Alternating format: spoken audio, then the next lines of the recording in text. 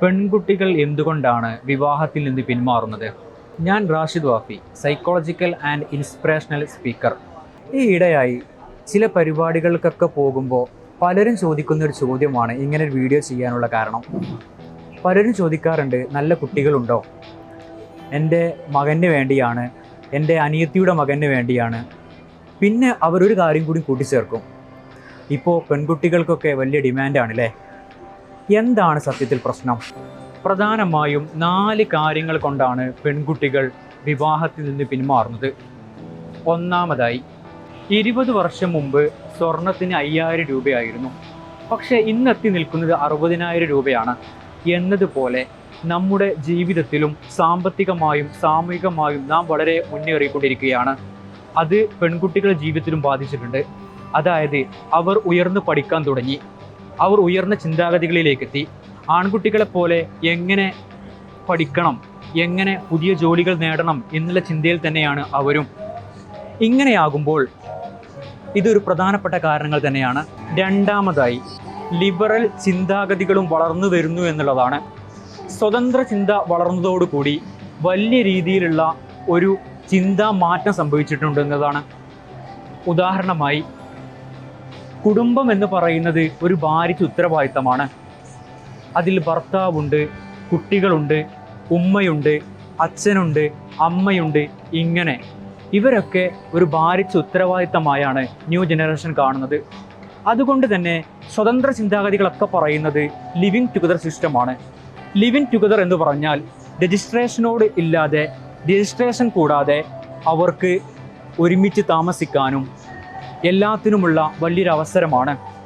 മതവിശ്വാസമുള്ള ചടങ്ങുകളോ മറ്റു കാര്യങ്ങളോ ഒന്നും ഇതിനാവശ്യമില്ല. അതുകൊണ്ട് തന്നെ പുതിയ ന്യൂ ജനറേഷൻ കുട്ടികളൊക്കെ ചിന്തിക്കുന്നത്, ഇതെന്തിനാണ് ഈ ഭാരിച്ച ഉത്തരവാദിത്തം ഞങ്ങൾ തലയിൽ കയറ്റുന്നത്? ലിവിങ് ടുഗദർ മുന്നോട്ട് കൊണ്ടുപോയാൽ പോരെ. മൂന്നാമതായി, ഏതു മതമായാലും വിവാഹത്തെ പ്രോത്സാഹിപ്പിക്കുകയാണ് ചെയ്യുന്നത്. ഏത് മതം എടുത്തു നോക്കിയാലും അതിൻ്റെ ഓരോ നിയമങ്ങളും ഓരോ കാര്യങ്ങളും വിവാഹത്തെ പ്രോത്സാഹിപ്പിച്ചുകൊണ്ടേയിരിക്കുന്നു. പക്ഷേ ഇന്നത്തെ സ്വതന്ത്ര ചിന്താഗതി നല്ല രീതിയിൽ ന്യൂജൻ കുട്ടികളിൽ പ്രതിഫലിക്കുന്നുണ്ട്. ന്യൂജൻ കുട്ടികൾ വിവാഹം എന്നത് വളരെയധികം ഭാരിച്ച ഉത്തരവാദിത്തമായിട്ടാണ് കാണുന്നത്. അതുകൊണ്ട് തന്നെ ധാർമ്മിക മൂല്യവും മതമൂല്യവും നല്ല രീതിയിൽ ഈ ന്യൂജൻ കുട്ടികളിൽ കുറഞ്ഞു വരുന്നുണ്ട്. അത് പ്രധാനപ്പെട്ടൊരു കാരണമാണ്. മതമൂല്യം ഇല്ലാതാവുന്നതോടുകൂടി വിവാഹത്തോടുള്ള താല്പര്യം ഇല്ലാതാകുന്നു. അങ്ങനെ ഇതൊരു ഭാരിച്ച ഉത്തരവാദിത്തമായി സമൂഹത്തിൽ നിലനിന്നുകൊണ്ടിരിക്കുന്നു. നാലാമതായി, അവർ ഉയർന്നു പഠിക്കുന്നതോടുകൂടി അവർക്ക് ഒരു തീരുമാനമുണ്ടാകുന്നു എന്നുള്ളതാണ്. അവർക്ക് അവരുടെ ജീവിതത്തെക്കുറിച്ച്, അവർക്ക് അവരുടെ പങ്കാളിയെക്കുറിച്ച്, അവർക്ക് എങ്ങനെ മുന്നോട്ട് പോകണം എന്നതിനെക്കുറിച്ചുള്ള വ്യക്തമായ ധാരണ ഉണ്ടാകുന്നു. അതിലൂടെ അവർക്ക് വ്യക്തമായ ഒരു പങ്കാളിയെ അവർ തിരഞ്ഞെടുക്കുന്നു എന്നുള്ളതാണ്.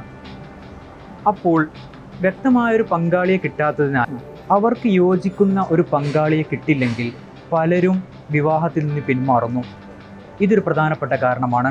വിവാഹം എന്നത് ഒരു പ്രകൃതി നിയമമാണ്, അതൊരു ദൈവികവുമാണ്. പ്രപഞ്ചത്തിലുള്ള എല്ലാ ജീവജാലങ്ങൾക്കും ഒരു ഇണയും ഒരു തുണയുമുണ്ട്.